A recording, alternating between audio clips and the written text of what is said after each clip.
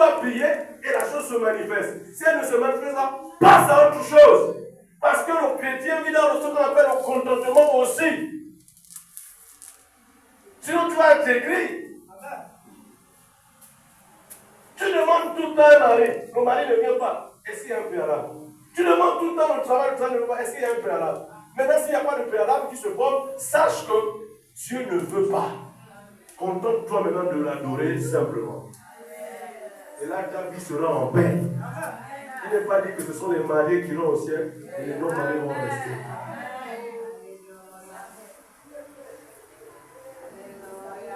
On nous tue avec des prédications tordues.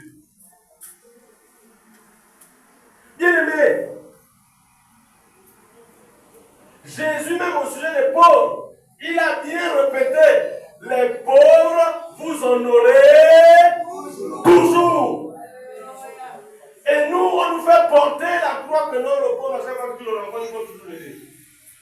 Passe ton chemin, si tu ne peux pas faire. Amen.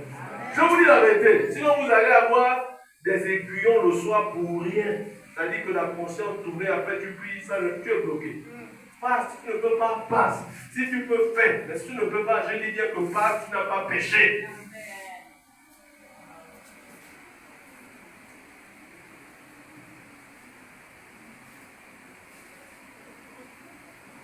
Frères et sœurs, faisons très bien les choses.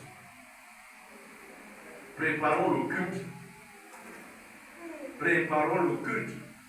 Parce que les choses de manière spontanée, regardez la spontanéité avait tué Uza.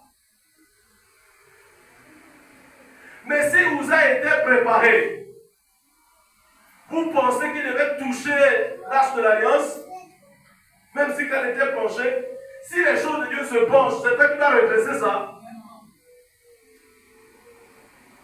C'est Dieu lui-même. Vous voyez, apparemment, il avait une bonne intention, n'est-ce pas? Pour redresser la carrosse qui se penchait, que l'arche ne tombe pas. Mais quand il a touché, c'est lui-même qui est mort. Parce que c'était spontané. Le gars n'était pas préparé. Il n'avait pas mis dans son esprit que ça là, lui n'est pas lévite, il ne doit pas le faire. C'était les lévites qui avaient le droit de toucher. Si c'était un lévite qui avait touché, la chose ne devait pas se passer comme ça. Arrêtez de faire le culte de manière spontanée. Sinon, vous tuez mon nom. Sinon, vous vous tuez vous-même spirituellement et les choses ne marcheront jamais.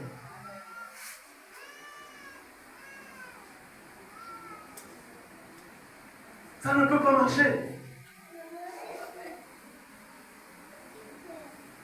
Il faut qu'on apprenne à bien préparer les choses, surtout la chose de Dieu. Préparons le culte. Le culte, c'est une réunion spécifique. Le culte, c'est une réunion spécifique. Le culte, ce n'est pas l'adoration. Le culte, ce n'est pas la prière. Mais dans le culte, il peut y avoir l'adoration, il peut y avoir la prière. Mais dans le culte, il y a forcément une batterie de mesures liées à la musique, liées au chant, liées à la présentation des offrandes, liées à tout ça. Le culte, voici les composantes du culte. Et donc, si nous ne sommes pas prêts à chaque fois que ça va faire spontané, un jour, Dieu va nous frapper. Ou bien on va dans cette sécheresse-là. On monte à 100 personnes, on descend à 60. On monte à 100 personnes, on descend à 60. Après, parfois, on se dit, parce qu'on parle 8, oui, c'est vrai qu'on parle 8, mais c'est faux. Nous-mêmes, on ne se prépare pas pour le culte. Je vous connais et vous me connaissez.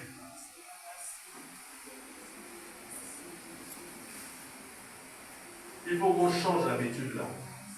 Parce que nous sommes venus ici pour faire habiter dans cette maison l'Esprit de Dieu. C'est au son de la trompette. Vous savez, les prières n'ont rien fait.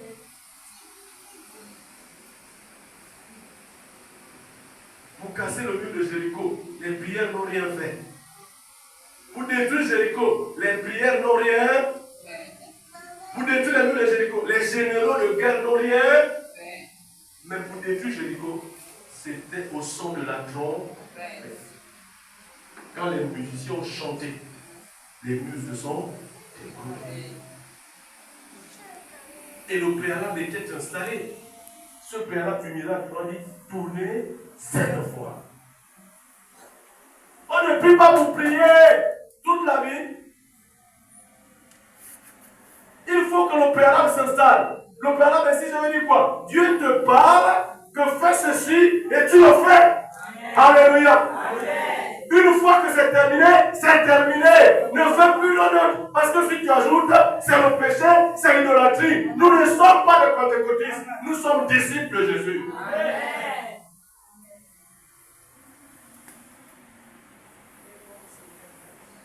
On ne prie pas infiniment. Parce qu'il y a beaucoup de sujets. Toi, tu as appelé à vivre peut-être 40 ans. Sur 40 ans, tu vas rester seulement en train de demander la même chose. Non. Nous sommes dans la nouvelle alliance. La nouvelle alliance, c'est le contact avec le Saint-Esprit direct. Le Saint-Esprit que moi je te donne telle démarche, termine ça, et puis tu passes à autre chose.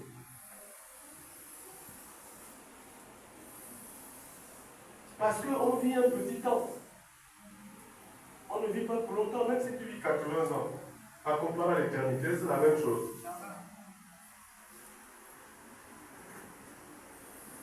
On va prier.